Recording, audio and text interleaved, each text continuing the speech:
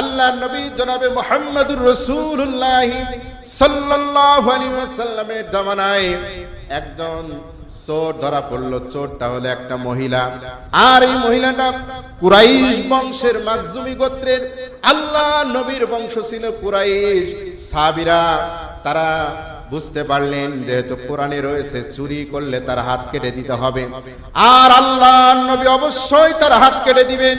কোরআনের বিরুদ্ধে আল্লাহ নবী কিছুই করবেন না, কোরআনে যা আছে আল্লাহ নবী তাই করবেন। তখন তার নবীর কাছে গেলেন, যে ওই মহিলার পক্ষে সুপারিশ করার চেষ্টা করলেন, যে বলছেন ইয়া রাসূলুল্লাহ, একজন ছোট্ট বাচ্চাকে পাঠাইয়া দিয়েছেন, কোন সাহাবী যাওয়ার সাহস করেন নাই, ওই সাহাবীকে শিখিয়ে দিয়েছেন।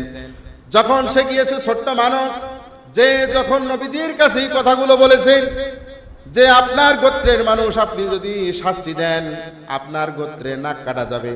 আল্লাহ নবী জনাবে মুহাম্মদ রাসূলুল্লাহ বুঝতে পেরেছেন এই কথা, এত বড় কথা এই ছোট মানুষের দ্বারা বলা সম্ভব নয়। এই কথাটা বলা সম্ভব নয়। নিশ্চয় কোন ব্যক্তি তাকে শিখিয়ে দিয়েছে। আল্লাহ নবী অত্যন্ত রাগান্বিত হলেন, ক্রোধান্বিত হলেন। নবীজির চেহারা মোবারক লাল হয়ে গেল। নবীজি তার তহিন কণ্ঠে ঘোষণা করলেন, আজকে এই মহিলার হাত অবশ্যই কাটা হবে। তবে তোমরা শুনে রাখো, তোমরা জেনে রাখো, আমার মেয়ে ফাতেমাও যদি চুরি করত, আমি নবী মুহাম্মদ তার হাত কেটে দিতাম। সুবহানাল্লাহ। আমার বন্ধুগণ, এই হলো ইসলামের বিচার, সবার জন্য সমান বিচার। আর আল্লাহ নবী এই বিচার প্রতিষ্ঠিত করতে পেরেছিলেন এই কারণেই যে সমাজের মানুষেরা চুরি করত, ডাকাতি করত, রাহাজানি করত, ওই সমাজের মানুষেরা এমন সভ্য মানুষে পরিণত হয়েছিলেন।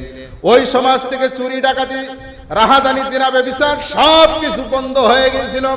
মানুষেরা ঘরের দরজা খুলে ঘুমাতে পারতেন, তাদের ভয়ে তাদের মনে কোনো ভয় থাকতো না। লা ইয়াখাফু ইল্লাল্লাহ, একমাত্র আল্লাহর ভয় ছাড়া তাদের অন্তঃকরণে কোনো ভয় থাকতো না। জোরে বলেন সুবহানাল্লাহ।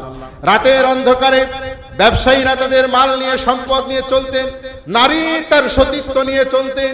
লা ইয়াখাফু ইল্লাল্লাহ, একমাত্র আল্লাহর ভয় ছাড়া আর কারোর ভয় তাদের অন্তঃকরণে থাকতো না। জোরে বলেন সুবহানাল্লাহ।